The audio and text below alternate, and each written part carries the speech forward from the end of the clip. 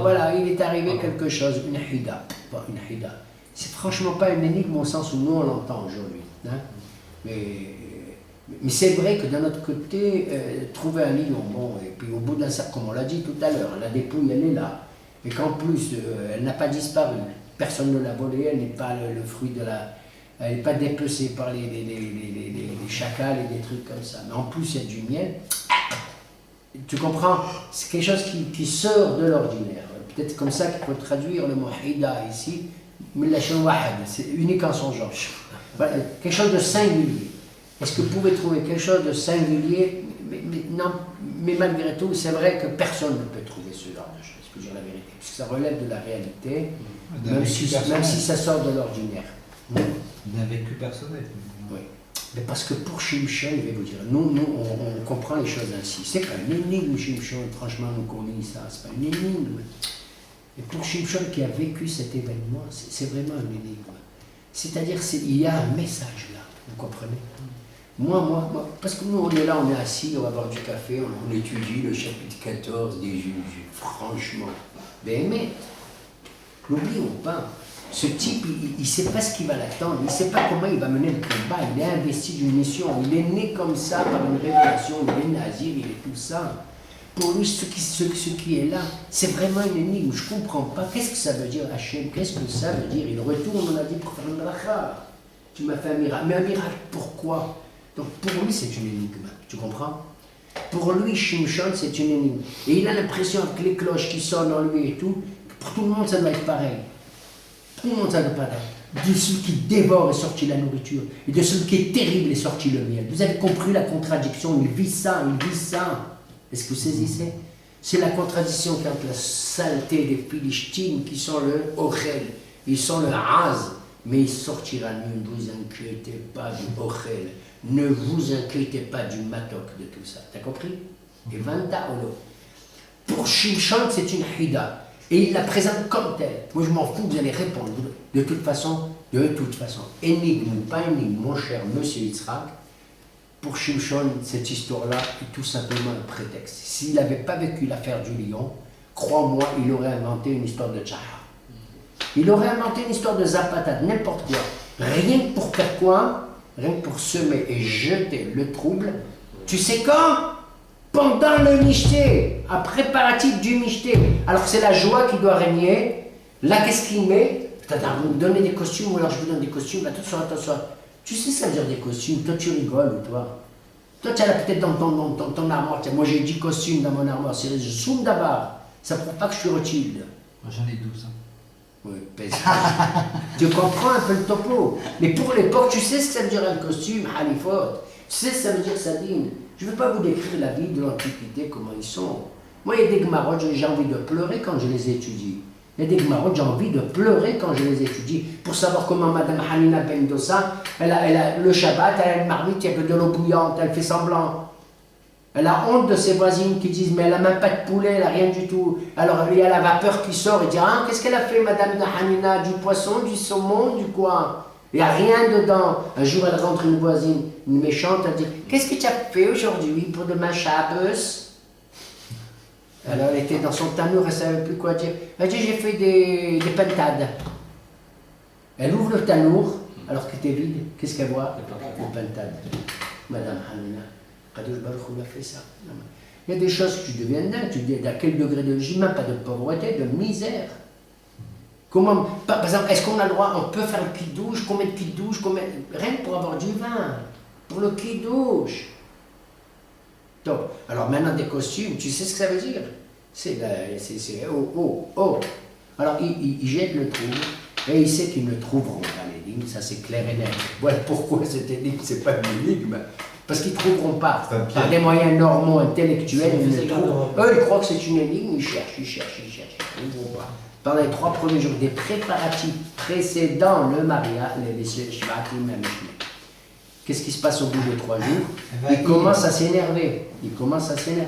Parce que c'est quoi? Tu sais, pour les gens de l'époque, c'est comme un défi que tu lances. C'est pas notre copain, hey, qu'est-ce que tu penses? Qu'est-ce qui est tout? Qu'est-ce qui est vrai? Tu trouves pas, tu t'en fous, tu vas pas m'en vouloir parce que tu trouves pas Nahon. Mais moi, quand je t'ai posé l'énigme, tu sais, attention, ça veut dire que tu es un nul. Tu comprends, Israël? Mamage, à l'époque, c'était comme ça. Celui qui ne trouve pas l'énigme, c'est une honte, une humiliation. Surtout que c'est devant tout le monde, hein, les 30. On va voir que l'affaire va s'ébruiter. Vous allez me dire si vous devenez comme. Allez. ויהי ביום השביעי ויאמרו לאשת שמשון פתי את אישך ויגד לנו את החידה כן נשרוף אותך ואת בית אביך באש על יורשנו קראתם לנו עלו. Et il dit, au bout de 3 jours qu'ils n'ont pas trouvé, ça commence les nerfs, et ça se voit.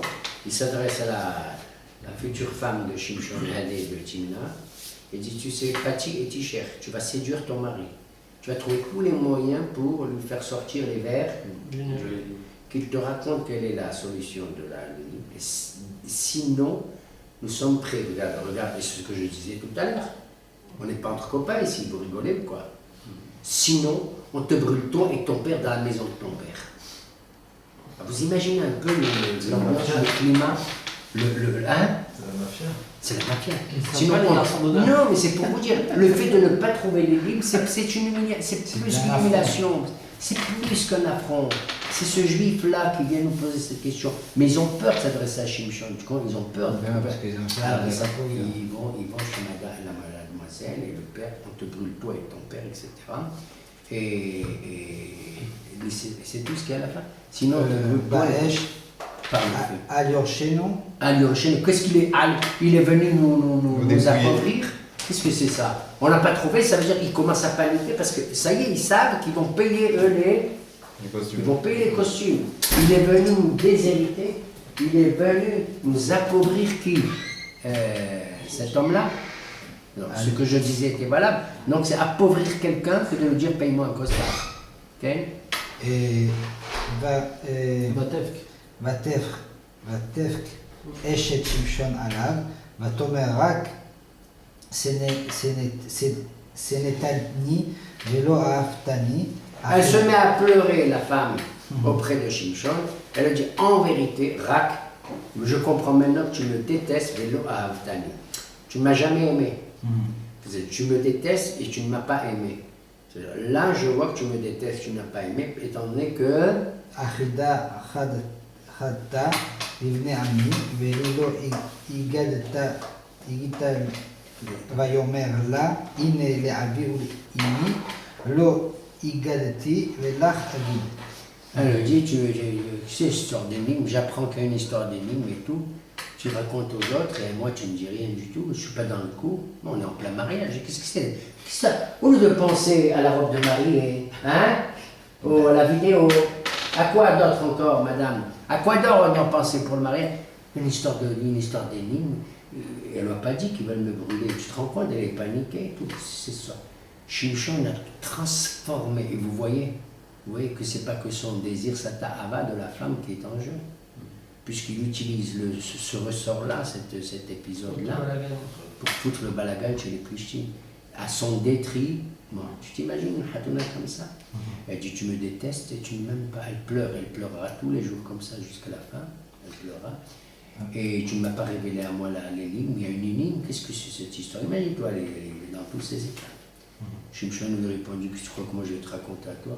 Tu sais que même à mon père, à ma mère, j'ai pas dit l'énigme. C'est Shimshon. Il dit rien du tout. Il déchire un lion, il dit rien du tout. Il mange du miel, il dit rien du tout. Il va faire ça, il dit rien du tout. D'accord? C'est Shimshon. Il dit, mon père et ma mère. Déjà, quand tu lui dis mon père et ma mère, alors elle devient fin. Elle dit quoi? On sait, si elle savait la Bible, elle le sait, la Bible. Elle dit, qu'est-ce que ça veut dire ça? Quand un homme il se marie, il abandonne son père et sa mère, il s'unit à sa femme, ils deviendront une seule chair. C'est comme ça la loi. Et c'est comme ça qu'il faut que ça soit. Bémet. Bémet. Et toi, tu me dis à moi, je ne te dis pas à toi, parce que je n'ai pas dit à mon père et à ma mère. Regarde. Elle sait que Shimshon, il est juif jusqu'au fond de ses entrailles. Elle le sait maintenant. Elle le sait.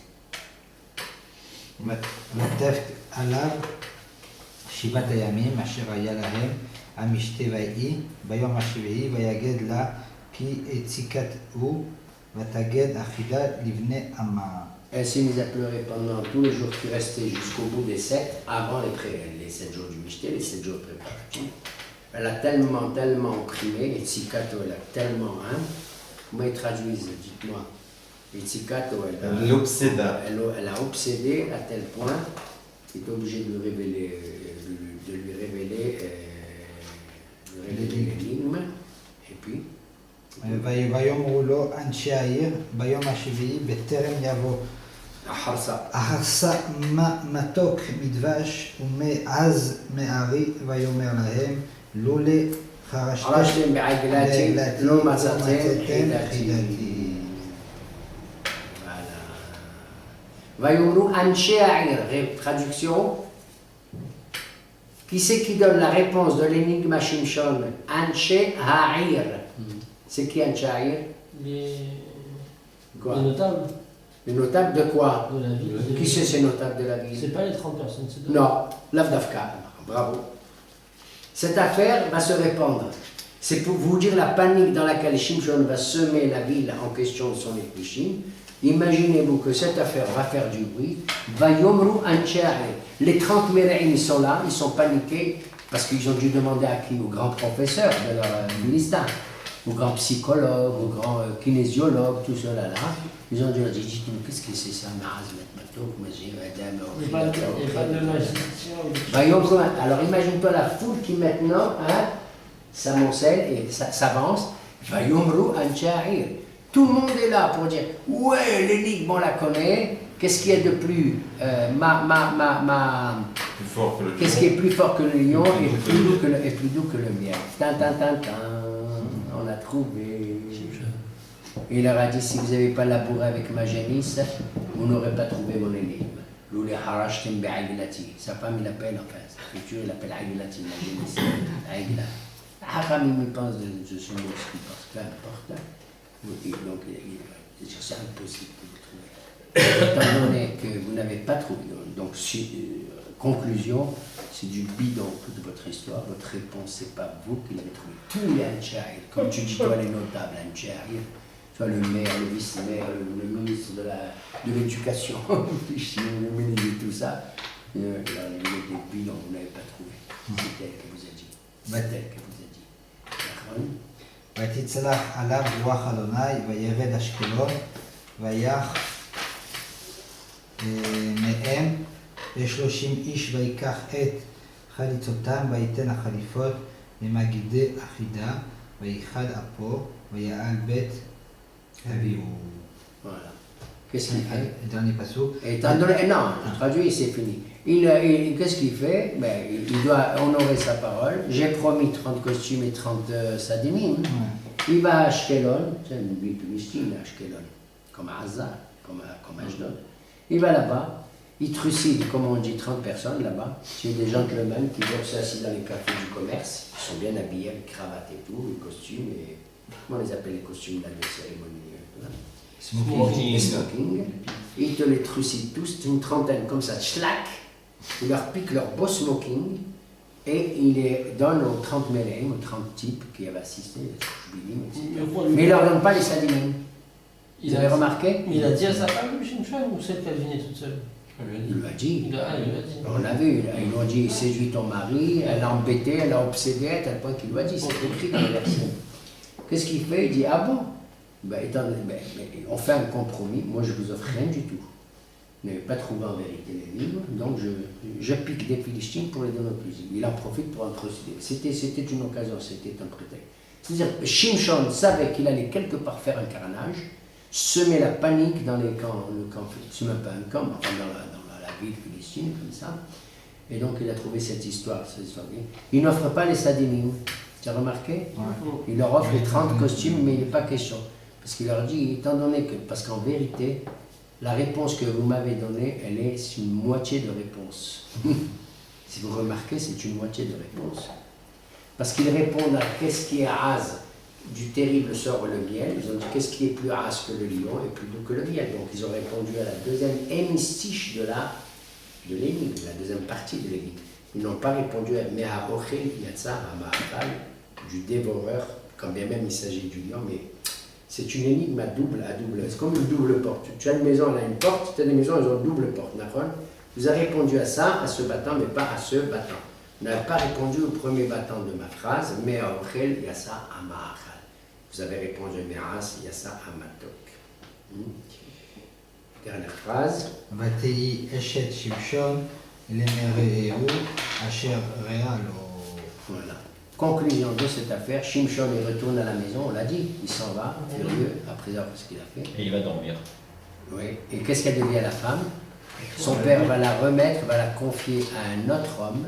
Elle va vivre avec un autre homme qui faisait partie des 30 Chushbinim, des 30 compagnons de Shimshon. C'est vous dire l'esprit dans lequel tout ceci se passe du côté philistin aussi. Bezrat Hashem, nous arrêtons comme cet épisode. Il y a un métal, il y a une tension pour la suite. Ah ouais. Je vous remercie. C'est la première fois avec le mot. La Shimshon, c'est la première et la seule. Ouais,